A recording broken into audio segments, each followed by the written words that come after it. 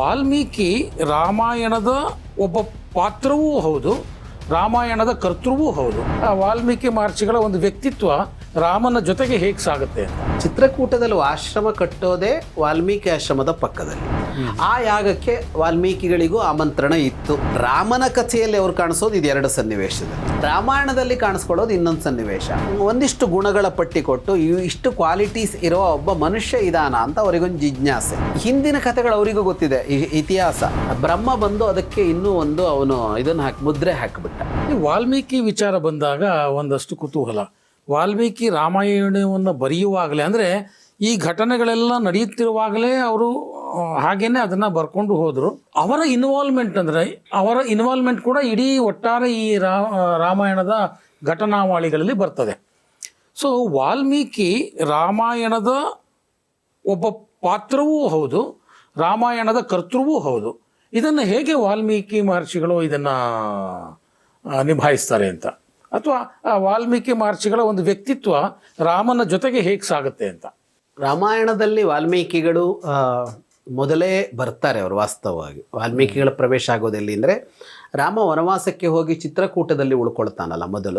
ಮೊದಲು ಅವರು ಆಶ್ರಮ ಮಾಡೋದು ಚಿತ್ರಕೂಟದಲ್ಲಿ ಆಶ್ರಮ ಕಟ್ಟೋದೇ ವಾಲ್ಮೀಕಿ ಆಶ್ರಮದ ಪಕ್ಕದಲ್ಲಿ. ಓಕೆ. ವಾಲ್ಮೀಕಿ ಆಶ್ರಮದ ಪರಿಸರದಲ್ಲೇ ಕಟ್ಟೋದು. ಅಂದರೆ ಆವಾಗಲೇ ಅವರಿಗೆ ರಾಮನ ಪರಿಚಯ ಇದೆ. ಓಕೆ, ರಾಮನ ಪರಿಚಯ ಇದೆ. ಚಿತ್ರಕೂಟ ಅಯೋಧ್ಯೆಯಿಂದ ಬಹಳ ದೂರ ಅಲ್ಲ, ಅಲ್ಲಿ ಆ ಪ್ರದೇಶದ್ದೇ. ಅಲ್ಲಿ ರಾಮ, ಸೀತೆ, ಲಕ್ಷ್ಮಣ ಎಲ್ಲರದ್ದು ಪರಿಚಯ ಇದೆ ಅವರಿಗೆ. ಮತ್ತು ಈ ಘಟನೆಯೂ ಗೊತ್ತಿದೆ ಅಂತ ಅರ್ಥ. ಓಕೆ, ಇದು ಬಂದಿದ್ದು ಎಲ್ಲ. ಅನಂತರ ಅವರು ಕಾಣಿಸ್ಕೊಳ್ಳೋದು ರಾಮಾಯಣದ ಒಳಗೆ ಅಂತ ಅಂದರೆ, ಈ ಲವಕುಶರು ಬಂದು ಹಾಡ್ತಾರಲ್ಲ ರಾಮನ ಅಶ್ವಮೇಧ ಯಾಗದ ಹೊತ್ತಿನಲ್ಲಿ, ಆವಾಗ ಆ ಯಾಗಕ್ಕೆ ವಾಲ್ಮೀಕಿಗಳಿಗೂ ಆಮಂತ್ರಣ ಇತ್ತು. ಅಂದರೆ ಅಯೋಧ್ಯೆಗೆ ವಾಲ್ಮೀಕಿಗಳಿಗೆ ಸಂಪರ್ಕ ಇತ್ತು ಅಂತಲೇ ಅರ್ಥ. ಓಕೆ, ಅಪರಿಚಿತ ಏನೂ ಅಲ್ಲ ಅವರಿಗೆ. ಕರೆಸಿದ್ರು, ಆಗ ಅವರು ಬರ್ತಾರೆ. ಸೀತೆಯ ಪ್ರತಿಜ್ಞೆ ಇದೆಲ್ಲ ಆಗತ್ತೆ. ಇದನ್ನು ಹೊರತುಪಡಿಸಿ ಅಂದರೆ ರಾಮನ ಕಥೆಯಲ್ಲಿ ಅವ್ರು ಕಾಣಿಸೋದು ಇದು ಎರಡು ಸನ್ನಿವೇಶದಲ್ಲಿ. ಓಕೆ. ರಾಮಾಯಣದಲ್ಲಿ ಕಾಣಿಸ್ಕೊಳ್ಳೋದು ಇನ್ನೊಂದು ಸನ್ನಿವೇಶ. ಅದು ಎಲ್ಲಿ ಅಂದರೆ, ರಾಮಾಯಣ ಆರಂಭವಾಗಲೇ ವಾಲ್ಮೀಕಿ ಕಾಣಿಸ್ಕೊಳ್ತಾರೆ. ರಾಮಾಯಣ ವಾಲ್ಮೀಕಿಗಳ ಕಥೆಯಿಂದಲೇ ಆರಂಭ ಆಗುತ್ತೆ, ರಾಮನ ಕಥೆಯಿಂದ ಅಲ್ಲ. ಕವಿಯ ಕಥೆಯಿಂದ ಆರಂಭವಾದ ಕೃತಿ ಅದು. ಓಕೆ. ಕವಿಯ ಕೃತಿಯಿಂದ. ಅವರಿಗೊಂದು ಜಿಜ್ಞಾಸೆ. ಅವರು ಆಶ್ರಮಕ್ಕೆ ಆಕಸ್ಮಿಕವಾಗಿ ನಾರದರು ಬಂದಿರ್ತಾರೆ. ಒಂದಿಷ್ಟು ಗುಣಗಳ ಪಟ್ಟಿ ಕೊಟ್ಟು ಇಷ್ಟು ಕ್ವಾಲಿಟೀಸ್ ಇರೋ ಒಬ್ಬ ಮನುಷ್ಯ ಇದಾನ ಅಂತ ಅವರಿಗೊಂದು ಜಿಜ್ಞಾಸೆ. ನಾರದರಿಗೆ, ವಾಲ್ಮೀಕಿಗಳಿಗೆ. ನಾರದರಲ್ಲಿ ಕೇಳ್ತಾರೆ, ಯಾಕಂದ್ರೆ ನಾರದರು ತ್ರಿಲೋಕ ಸಂಚಾರಿಗಳು, ಅವರಿಗೆ ನ್ಯೂಸ್ ಚೆನ್ನಾಗಿ ಗೊತ್ತಿರುತ್ತೆ. ಹೌದು. ಅದರ ಕರೆಂಟ್ ಅಫೇರ್ಸ್ ಹೌದು, ಭಾಳ ಚೆನ್ನಾಗಿ. ಅಲ್ಲ, ಇನ್ನು ಇಲ್ಲಿ ಡೈವರ್ಟ್ ಆಗುತ್ತೆ ಹೇಳ್ಬಿಡ್ತೀನಿ. ಅಸ್ಸಾಂನಲ್ಲಿ ಪ್ರತಿ ವರ್ಷ ಪತ್ರಕರ್ತರಿಗೆ ಪ್ರಶಸ್ತಿ ಕೊಡ್ತಾರೆ. ನಾರದನ ಹೆಸರಿನಲ್ಲಿ ಪ್ರಶಸ್ತಿ ಕೊಡ್ತಾರೆ. Narada is the first journalist on the earth ಅಂತ ಅವರು ಅಫಿಷಿಯಲ್ ಆಗಿ ಘೋಷಣೆ ಮಾಡಿ ಪ್ರತಿ ವರ್ಷ ನಾರದ ಹೆಸರಿನಲ್ಲಿ ಅತ್ಯುತ್ತಮ ಪತ್ರಕರ್ತ ಅಂತ ಪ್ರಶಸ್ತಿ ಕೊಡುವಂತ ಸಂಪ್ರದಾಯ 3 ವರ್ಷಗಳಿಂದ ನಡ್ಕೊಂಡು ಬಂದಿದೆ. ಅಲ್ಲ, ತುಂಬಾ ಚೆನ್ನಾಗಿದೆ. ಸುದ್ದಿ ಬಿತ್ತರಿಸುವ ಕ್ರಿಯೆಯನ್ನ ಹೌದು ನಮ್ಮಲ್ಲಿ ಬಹಳ ಹಿಂದೆ ಮಾಡಿದ್ದು ನಾರದ. ಇಲ್ಲಿಯ ಸುದ್ದಿಗಳನ್ನ ಹೇಳ್ತಾ ಹೋಗೋದು. ಅದು ನಿಜವಾಗೂ ತುಂಬಾ ಚೆನ್ನಾಗಿರೋದು. ಹೌದು. ಇವತ್ತು ನಾರದ ತನವೇ ಜರ್ನಲಿಸಮ್ ಆಗಿ ಬೆಳೆದಿದೆ ಅಂತ ಹೇಳಬೇಕು.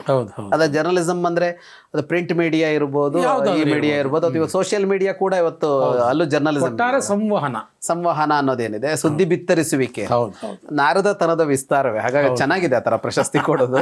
ನಾರದರಿಗೆ ಗೊತ್ತಿರತ್ತಲ್ಲ. ಹಾಗಾಗಿ ಈಗ ಯಾರಾದ್ರೂ ಅಂತವ್ರು ಇದಾರ ಅಂತ ವಾಲ್ಮೀಕಿಗಳು ಕೇಳಿದ್ರು. ಈಗ ಯಾರೋ ಇದಾರ ಅಂತಲೇ ಕೇಳ್ತಾರೆ. ಹಿಂದಿನ ಕಥೆಗಳು ಅವರಿಗೂ ಗೊತ್ತಿದೆ, ಇತಿಹಾಸ. ಯಾರೋ ಹರಿಶ್ಚಂದ್ರ ಇದ್ದ, ಇನ್ನೊಬ್ಬ ಇದ್ದ, ಆತ ಇದ್ದ, ನಾವು ಆ ಕಥೆಗಳು ಬೇಡ, ಈಗ ಇರಬೇಕು ಅಂತ ವಾಲ್ಮೀಕಿಗಳು ಕೇಳಿದ್ರು ಅಂತ. ಆಗ ಅವರು ರಾಮನ ಕಥೆಯನ್ನ ಹೇಳಿದ್ರು. ರಾಮ ವಾಲ್ಮೀಕಿಗಳಿಗೆ ಗೊತ್ತಿಲ್ಲದೆ ಇದ್ದವನಲ್ಲ, ಯಾಕೆಂದ್ರೆ ಗೊತ್ತಿದೆ, ಮೊದಲ ಘಟನೆ ಗೊತ್ತಿದೆ. ಈ ಮುಂದಿನ ಘಟನೆ ಆಗಿಲ್ಲ ಇದನ್ನ ಬರೆಯುವಾಗ ವಾಲ್ಮೀಕಿಗಳಿಗೆ, ಇದೆಲ್ಲ ಗೊತ್ತಾಗುವಾಗ. ಆದರೆ ಸೀತೆ ಇದ್ದಾಳೆ ಅವರು ಬರೆಯುವಾಗ. ಸೀತೆ ಅವರ ಆಶ್ರಮಕ್ಕೆ ಬಂದಾಗಿದೆ. ಇನ್ನೊಂದ್ಸಲ ಅವ್ರು ಕಾಣಿಸ್ಕೊಳ್ಳೋದೆಲ್ಲಿ ಅಂದರೆ, ಸೀತೆಯನ್ನು ವಾಲ್ಮೀಕಿ ಆಶ್ರಮದ ಪರಿಸರದಲ್ಲೇ ಲಕ್ಷ್ಮಣ ಬಿಟ್ಟು ಹೋಗಿದ್ದ. ಅವಳು ವಾಲ್ಮೀಕಿ ಆಶ್ರಮದಲ್ಲೇ ಇದ್ಲು. ಅವಳು ಸೀತೆ ಅಂತಲೂ ಗೊತ್ತಿದೆ, ರಾಮನ ಪತ್ನಿ ಅನ್ನೋದು ಗೊತ್ತಿದೆ ವಾಲ್ಮೀಕಿಗಳಿಗೆ. ನಾರದರು ಹೇಳೋದು ರಾಮನ ಹೆಸರನ್ನೇ. ಅದನ್ನು ಹೇಗೆ ತಗೋಬೇಕು ಅಂತ ಅಂದರೆ, ರಾಮನ ಬಗ್ಗೆ ಗೊತ್ತಿತ್ತು ಅವರಿಗೆ. ಯಾರಿಗೆ? ವಾಲ್ಮೀಕಿಗಳಿಗೆ. ಗಟ್ಟಿಯಾಗಿ ರಾಮನೇ ಅದು ಅಂತ ವ್ಯಕ್ತಿತ್ವ, ರಾಮನೇ ಅಂತ ಗಟ್ಟಿ ಮಾಡಿದ್ದು ನಾರದರು. ಬ್ರಹ್ಮ ಬಂದು ಅದಕ್ಕೆ ಇನ್ನೂ ಒಂದು ಅವನು ಇದನ್ನ ಮುದ್ರೆ ಹಾಕಿಬಿಟ್ಟ. ಹೌದು ರಾಮನೇ ಅಂತ ಬರೆದು ಬಿಡು ಅದನ್ನ ನೀನು ಅಂತ ಹೇಳ್ದ, ಈ ಕೃತಿ ಬರೀ ನೀನು ಅಂತ. ಆಗ ಅವರು ಬರೆದ್ರು. ಅದನ್ನ ಬರೆದಾಗ ಏನ್ ಮಾಡಿದ್ರು ಅಂದ್ರೆ, ತಾನು ಎಲ್ಲಿ ಬರ್ತೀನೋ ಅಲ್ಲಿ ಅವರು ಹೊರಗೆ ನಿಂತರು. ಅದನ್ನ ರಾಮಾಯಣ ಬರೆಯುವಾಗ ಅವರು ಬರೋದು 2 ಹೊತ್ತಿನಲ್ಲಿ. ಅದೇ ಚಿತ್ರಕೂಟದಲ್ಲಿ ಒಂದ್ಸಲ ರಾಮ ಸಿಕ್ಕಾಗ ಅಲ್ಲೇನು ಬಹಳ ಇಲ್ಲ, ಭೇಟಿಯಾದ್ರು ಅಂತ. ಸೀತೆ ಬಂದು ಆಶ್ರಯಕ್ಕೆ ಬಂದಾಗ ಅಷ್ಟನ್ನು ಹೊರಗಡೆ ನಿಂತೇ ಬರೆದ್ರು ಅವರು. ಆದರೆ ಮುಂದೆ ಅವರು ಪಾತ್ರ ಆದರು. ಯಾವಾಗ? ಲವಕುಶರು ಹಾಡಿದ ಮೇಲೆ. ಲವಕುಶರು ಹಾಡಿದ ಮೇಲೆ ಸೀತೆಯ ಆ ಹೊತ್ತಿನಲ್ಲಿ ವಾಲ್ಮೀಕಿಗಳೇ ಬಂದರು, ಮತ್ತೆ ಎದುರಿಗೆ ಬಂದರು ಅಂತ. ಇಲ್ಲಿ ರಾಮಕಥೆ ಅನ್ನೋದು ಅವರಿಗೆ ಮೊದಲು ರಾಮನ ಬಗ್ಗೆ ಗೊತ್ತಿತ್ತು, ಅಯೋಧ್ಯೆಯ ರಾಜ, ಏನೋ ಈ ಮೇಲ್ಮೇಲಿನ ಘಟನೆಗಳೆಲ್ಲ ಗೊತ್ತಿತ್ತು. ಬೇಕಾಗಿದ್ದು ಮೇಲ್ಮೇಲಿನ ಘಟನೆಗಳು ಮಾತ್ರ ಅಲ್ಲ, ಬೇಕಾಗಿದ್ದು ಆಂತರ್ಯ ಬೇಕಾಗಿತ್ತು. ಯಾವುದೇ ಘಟನೆಗಳಲ್ಲಿ ಅದರ ಹೊರಗಡೆದು ಗೊತ್ತಾಗ್ಬಿಡತ್ತೆ ನಮಗೆ, ಆದರೆ ಬಹಳ ಒಳಗೆ ಏನು ಅಂತ ಗೊತ್ತಾಗಬೇಕು. ಬಹಳ ಒಳಗೆ ಎಲ್ಲಿ ಅಂತ ಅಂದರೆ ಕ್ರಿಯೆಯಲ್ಲ, ಕ್ರಿಯೆಯ ಒಳಗಿನ ಭಾವಗಳು ಗೊತ್ತಾಗಬೇಕು. ಕ್ರಿಯೆಯ ಒಳಗಿನ ಭಾವಗಳು ಅಂದರೆ ಮನಸ್ಸಿನೊಳಗೆ ಏನಾಡ್ತು ಅಂತ ಗೊತ್ತಾಗಬೇಕು. ಹೌದು. ನಾವೇನು ಮಾಡ್ತೀವಿ, ಹೊರಗಿನ ಅವರ ಮಾತು ವರ್ತನೆಗಳ ಆಧಾರದ ಮೇಲೆ ಅವರ ಒಲವು ನಿಲುವು ಇದು, ಅವರ ಮನೋಭಾವ ಇದು ಅಂತ ಗೊತ್ತು ಮಾಡ್ಕೋತೀವಿ. ಯಾಕೆಂದರೆ ಯಾರ ಮನಸ್ಸಿನ ಒಳಗೂ ಹೋಗೋಕೆ ಬರಲ್ಲ ನಮಗೆ. ಹೌದು. ಅದು ವ್ಯಕ್ತವಾಗುವುದರ ಮೂಲಕವೇ ಅವ್ಯಕ್ತವನ್ನು ನಾವು ಹಿಡಿಬೇಕು. ವಾಲ್ಮೀಕಿಗಳಿಗೆ ಬ್ರಹ್ಮ ಒಂದು ವರ ಕೊಟ್ಟುಬಿಟ್ಟ. ರಾಮಾಯಣದಲ್ಲಿ ಏನು ನಡೀತೋ ಅದೆಲ್ಲ ನಿನಗೆ ಕಾಣಿಸುತ್ತೆ. ನಾರದರು ಹೇಳಿದ ಕಥೆಗಳಷ್ಟೇ ಅಲ್ಲ, ಎಲ್ಲವೂ ನಿನಗೆ ಗೊತ್ತಾಗುತ್ತೆ. ಎಷ್ಟು ಅಂದರೆ ಹಸಿತಂ ಭಾಷಿತಂಚೈವ ಅಂತೆಲ್ಲ ಅವ್ರು ನಕ್ಕಿದ್ದು, ಅವ್ರು ಮಾತಾಡಿದ್ದು, ಅವ್ರು ಕುಳಿತಿದ್ದು, ಅವ್ರು ನಿಂತಿದ್ದು ಎಲ್ಲ ನಿನಗೆ ಕಾಣಿಸ್ತಾ ಹೋಗುತ್ತೆ. ಮತ್ತು ಅವರ ಮನಸ್ಸಿನ ಭಾವ ಕೂಡ ನಿನಗೆ ಕಾಣಿಸ್ತಾ ಹೋಗುತ್ತೆ ಅಂತ. ಹಾಗೆ ಹೇಳಿದಾಗ ಇವರು ರಾಮಾಯಣವನ್ನು ನೋಡಿದ್ರು. ಪಾಣ ವಾಮಲಕಂ ಮೆಥ ಅಂತ, ಅಂಗೈ ನೆಲ್ಲಿಕಾಯಿ ಅಂತೆ. ಅಂಗೈಯಲ್ಲೊಂದು ನೆಲ್ಲಿಕಾಯಿ ಇಟ್ಕೊಂಡ್ರೆ ಚಿಕ್ಕದು, ನೆಲ್ಲಿಕಾಯಿ ವೃತ್ತ ಇರೋದ್ರಿಂದ ಅದು ಎಲ್ಲ ಭಾಗನೂ ನೋಡೋಕೆ ಬರುತ್ತೆ. ಅದನ್ನು ಅದು ಚಚ್ಚೋಕು ಆಗಿದ್ರೆ ಅದ್ರ ಕೆಳಭಾಗ ಕಾಣಿಸಲ್ಲ ಅಂತಿರತ್ತಲ್ಲ, ಹಾಗೆ ನೋಡಿದ್ರು ಅವರು ಅಂತ ಅದನ್ನು ವರ್ಣಿಸೋದು. ಅವರು ಇಡೀ ರಾಮಾಯಣವನ್ನು ಕಣ್ಣು ಮುಂದೆ ನೋಡ್ತಾ ಹೋದರು ಬ್ರಹ್ಮ ಕೊಟ್ಟ ಮೇಲೆ. ಆಗ ಏನೆಲ್ಲ ಕಾಣಿಸ್ತು ಅಂದರೆ, ನಡೆದ ಅಷ್ಟೂ ಘಟನೆಯೂ ಕಾಣಿಸ್ತು, ಮತ್ತು ಘಟನೆ ನಡೆಯುವಾಗ ಅವರ ಮನಸ್ಸೊಳಗೆ ಏನಾಗ್ತಾ ಇದೆ ಅನ್ನೋದು ಕಾಣಿಸ್ತು. ಹಾಗಾಗಿ ಸಮಗ್ರ ರಾಮಾಯಣವನ್ನು ನೋಡಿದ್ರು ಅವರು. ನೋಡಿದ ಮೇಲೆ ಬರೆದ್ರು. ನೋಡಿದ ಮೇಲೆ ಬರೆಯುವಾಗ ಅದೇ ಸೀತೆ ಅವರ ಆಶ್ರಮದಲ್ಲಿ ಇದ್ಲು. ಅದಾದ ಮೇಲೆ ಅವ್ರು ಏನು ಎಲ್ಲಿವರೆಗೆ ನೋಡಿದ್ರೋ ಅದಷ್ಟನ್ನು ಲವಕುಶರಿಗೆ ಕಲಿಸಿದರು. ಅಕ್ಷರದಲ್ಲಿ ಬರೀಲಿಲ್ಲ, ಅದನ್ನು ಮನಸ್ಸಿನಲ್ಲೂ ಬರೆದ್ರು, ಲವಕುಶರಿಗೆ ಕಲಿಸಿದ್ರು. ಅವರು ಕಂಠಪಾಠ ಮಾಡಿಕೊಂಡ್ರು. ಅದು ವಾಚೋ ವಿಧೇಯಂ ತತ್ಸರ್ವಂ ಕೃತ್ವ ಅಂತ, ಅಂದರೆ ಕಂಠಪಾಠ ಮಾಡಿಕೊಂಡ್ರು. ಅದನ್ನು ಹಾಡಿಸಿದ್ರು. ಅವರು ಹೇಳಿಸಿದ್ದಲ್ಲ, ಮಾರ್ಗ ಸಂಗೀತದ ವಿಧಾನವನ್ನು ಕಲಿಸಿ ಇವುಗಳನ್ನು ಹಾಡಿಸಿದ್ರು. ಹಾಗಾಗಿ ರಾಮಾಯಣವನ್ನು ಹಾಡಿದ್ರು ಲವಕುಶರು ಅಂತ. ಹಾಗಾಗಿ ವಾಲ್ಮೀಕಿಗಳು ರಾಮನ ಜೊತೆಗೆ ಸಾಗಿದರ ಅಂದರೆ, ರಾಮನ ಕಥೆ ನಡೆಯುವಾಗಲೇ ಒಬ್ಬ ಇತಿಹಾಸಕಾರನಂತೆ. ನಮಗೆ ಮುಂದೆ ನೋಡಿ, ಕೆಲವು ಈ ಮುಸ್ಲಿಂ ರಾಜರ ಕಥೆಗಳನ್ನೆಲ್ಲ ಬರೆಯುವಾಗ ಆಸ್ಥಾನದಲ್ಲೊಬ್ಬ ಇತಿಹಾಸಕಾರ ಇದ್ದ ಅಂತ. ಹೌದು. ಅವನು ರಾಜ ಎಲ್ಲೋದ್ರೂ ನೋಡ್ತಿದ್ದ, ಹೋಗ್ತಿದ್ದ, ಅದನ್ನು ಬರಿತಾ ಇದ್ದ ಅನ್ನೋ ಥರ ಇತಿಹಾಸಕಾರರು ಕಾಣಿಸ್ಕೊಂಡ್ರಲ್ಲ. ಹಾಗೆ ಅವರು ಹೋಗಲಿಲ್ಲ ರಾಮನ ಜೊತೆಗೆ. ಆದರೆ ಬ್ರಹ್ಮ ಕೊಟ್ಟ ವರದಿಂದ ಅವರ ಅಂತರಂಗದಲ್ಲಿ ಕಾಣಿಸ್ತು. ಅವರಿಗೆ ಒಳಗಣ್ಣಿಗೆ ಇಡೀ ರಾಮಾಯಣ ಕಾಣಿಸ್ತು. ಒಳಗಣ್ಣಿನಲ್ಲಿ ಕಂಡ ರಾಮಾಯಣವನ್ನು ಹೊರಗಿಟ್ಟರು ಅವರು. ಹಾಗಾಗಿ ಅಲ್ಲಿ ರಾಮಾಯಣ ಅಂತ ಇದೆಯಲ್ಲ, ರಾಮನ ಅಯನ, ಆ ರಾಮಾಯಣವನ್ನು ಅಂತರಂಗದಲ್ಲಿ ರಾಮನ ಜೊತೆಗೆ ಒಮ್ಮೆ ಮುಗಿದ ಮೇಲೆ ಅವರು ಪ್ರಯಾಣ ಮಾಡಿದ್ರು. ಸೊ ರಾಮಾಯಣ ನಾವೆಲ್ಲ ನೋಡ್ಕೊಂಡು ಬಂದ್ವಿ, ಮೌಲ್ಯಗಳು ಅದನ್ನೆಲ್ಲವನ್ನು ಗಮನಿಸ್ತಾ ಇದ್ದೀವಿ. ಜನಗಳು ಸಹ ಇದನ್ನೆಲ್ಲ ಒಪ್ಕೊಂಡಿದ್ದಾರೆ. ಅಂತಿಮವಾಗಿ ರಾಮನ ಅಂತ್ಯ ಅಂತ ಒಂದು, ರಾಮನ ಅವತಾರ ಅಂತ್ಯ ಆಯಿತು ಅಂತೀವಿ ನಾವು. ರಾಮ ಮರಣ ಹೊಂದಿದ ಅಂತ ಬಹುಶಃ ನಾನೆಲ್ಲೂ ಕೇಳ್ದಂಗಿಲ್ಲ. ರಾಮನ ಅವತಾರ ಅಂತ್ಯ ಆಯಿತು ಅಂತ ಮಾತುಗಳು ಬರುತ್ತೆ. ಸೊ ಏನಿದು ರಾಮನ ಅವತಾರ ಅಂತ್ಯ ಆಗೋದು ಅಂದರೆ ಏನು? ರಾಮನ ಮರಣ ಅನ್ನೋದಕ್ಕೂ ರಾಮನ ಅವತಾರ ಅಂತ್ಯ ಅನ್ನೋದಕ್ಕೂ ಏನಾದರೂ ವ್ಯತ್ಯಾಸ ಇದೆಯಾ? ಅದು ಆಗಿದ್ರೆ ಹೇಗಾಯಿತು ರಾಮನ ಅಂತ್ಯ ಅಂತ? ರಾಮ 11,000 ವರ್ಷಗಳ ಕಾಲ ಬದುಕಿದ್ದ ಅಂತ ಬರುತ್ತೆ. ದಶವರ್ಷ ಸಹಸ್ರಾಣಿ ದಶವರ್ಷ ಶತಾನಿಚ ಅಂತ. 11,000 ವರ್ಷ ಅಂದರೆ, ಈಗ ರಾಮನಿಗೆ 26-27 ವರ್ಷ ಆದಾಗ ವನವಾಸಕ್ಕೆ ಹೋದ. 14 ವರ್ಷ ವನವಾಸ, 26-27 ಅಷ್ಟು ಸೇರಿಸ್ಕೊಳ್ಳಿ.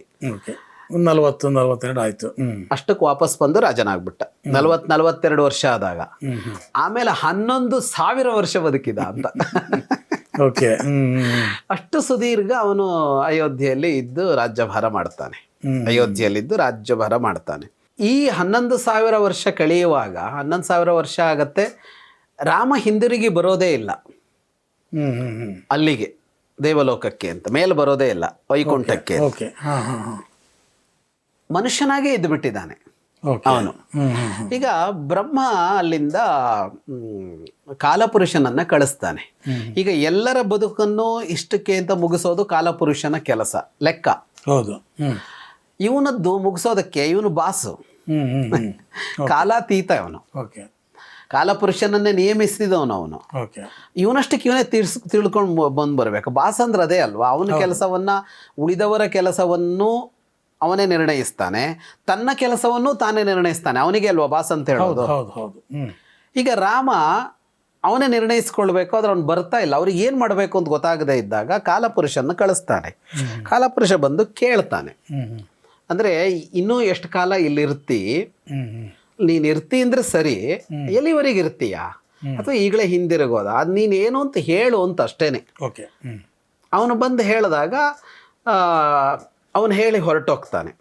ಆದರೆ ಅವನು ಬಂದಾಗ ಅವನು ಋಷಿಯಾಗಿ ಬಂದಿರ್ತಾನೆ, ಋಷಿಯ ಥರದಲ್ಲಿ, ಒಬ್ಬ ತಪಸ್ವಿಯ ಥರದಲ್ಲಿ ಬಂದಿರ್ತಾನೆ. ಅವನು ಕೇಳ್ಕೊಂಡಿರ್ತಾನೆ, ಏಕಾಂತ ಭೇಟಿ ಬೇಕು, ಯಾರೂ ಬರಬಾರ್ದು. ಆಗ ಯಾರಾದರೂ ಬಂದರೆ ಅವರಿಗೆ ಶಿಕ್ಷೆ ಕೊಡಬೇಕು ಅಂತ, ಮರಣ ಶಿಕ್ಷೆ ಕೊಡಬೇಕು ಅನ್ನೋ ತರಹದಲ್ಲಿ ಕೇಳಿರ್ತಾನೆ. ಅಂಥ ಏಕಾಂತ ಇದು. ರಾಮ ಒಪ್ಪಿ ಏನು ಮಾಡಿರ್ತಾನೆ, ಲಕ್ಷ್ಮಣನನ್ನೇ ಕಾವಲಿಗೆ ಇರಿಸ್ತಿರ್ತಾನೆ. ಬೇರೆ ದ್ವಾರಪಾಲಕರು ಬೇಡ ಅಂತ, ಯಾರನ್ನೂ ಒಳಗೆ ಬಿಡಬೇಡ ಅಂತ ಹೇಳೋದಕ್ಕೆ. ಇವರು ಒಳಗೆ ಮಾತಾಡುವಾಗ ಹೊರಗಡೆ ದುರ್ವಾಸರು ಬರ್ತಾರೆ.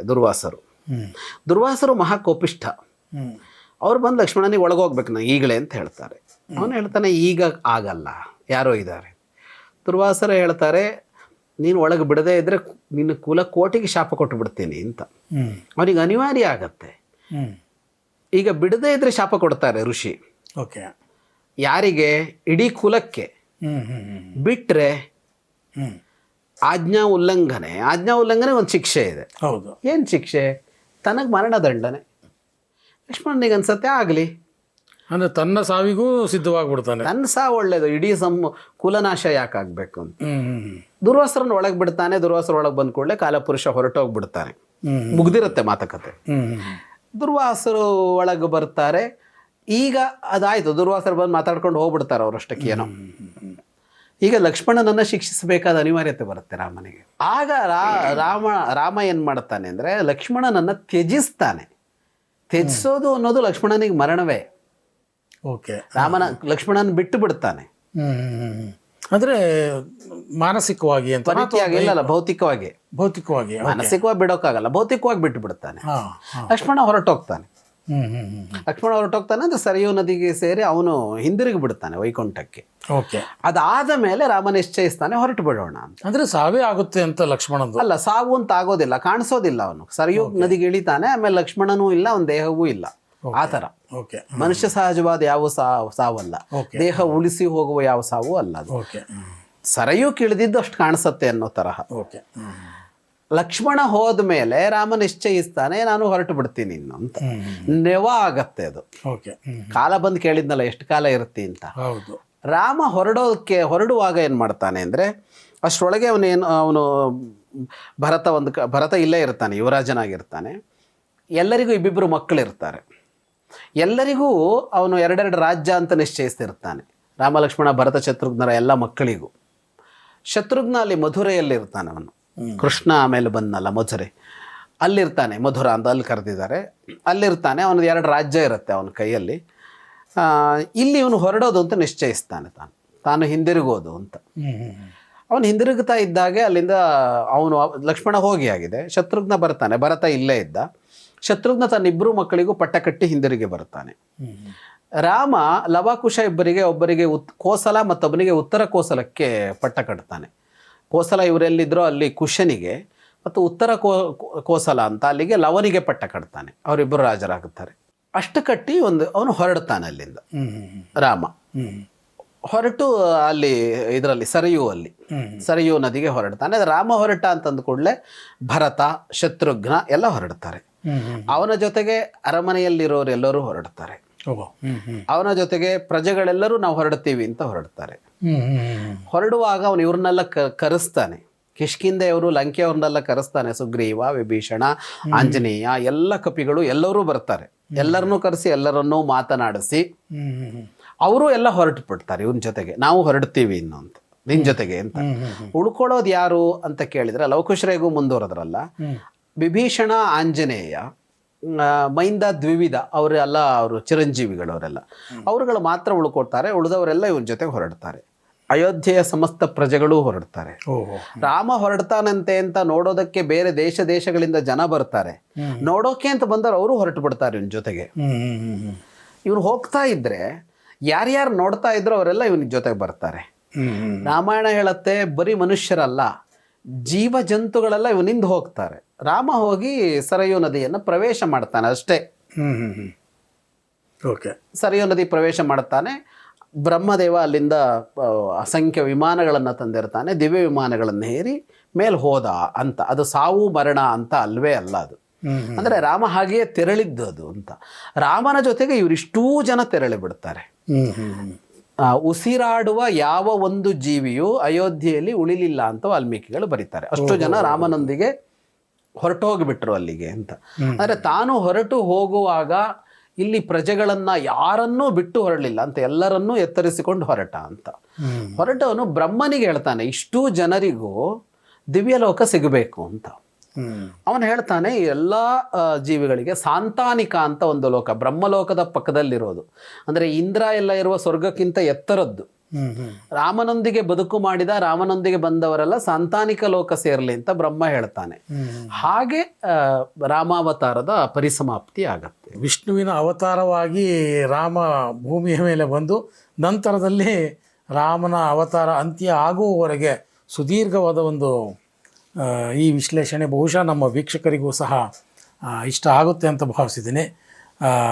ಬಹುಶಃ ಮುಂದಿನ ಸರಣಿಗಳಲ್ಲಿ ಇನ್ನಷ್ಟು ವಿಶೇಷವಾದಂತಹ ವಿಚಾರಗಳು ನೀವು ತರ್ತೀರಿ ಅಂತ ನನಗೂ ನಂಬಿಕೆ ಇದೆ, ನಮ್ಮ ವೀಕ್ಷಕರಿಗೂ ನಂಬಿಕೆ ಇದೆ. ಖಂಡಿತ. ಸೊ ಇನ್ನಷ್ಟು ವಿಚಾರಗಳನ್ನು ನಾವು ಮಾತಾಡೋಣ.